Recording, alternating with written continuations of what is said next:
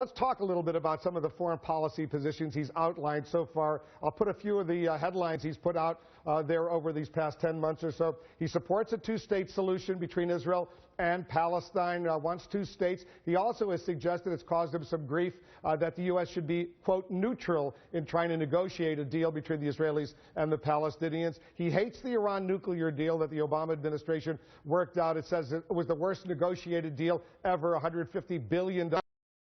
For the Iranians, he says the U.S. got nothing out of that. And as Jim Acosta just said, he has suggested several times that NATO may be obsolete right now, that other countries should be paying more of the price of NATO and playing a bigger role. Those are pretty controversial positions. Fareed, your reaction?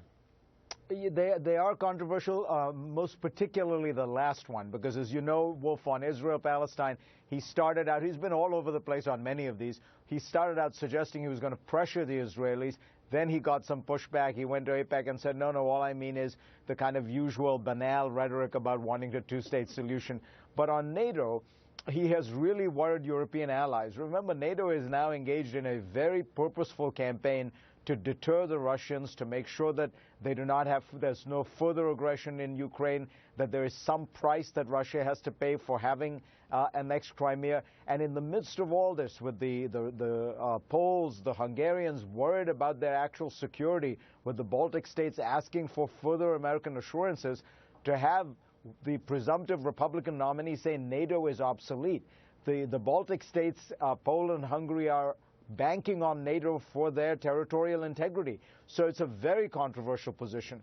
On Syria, as you were again pointing out, Wolf, he's been all over the map. At points he said that let Putin take care of it, let the Arabs take care of it. Then he says we should send 30,000 troops in. And part of that is really he has become a kind of populist mirror, where he's simply reflecting what the American people feel or want to heard said from their gut.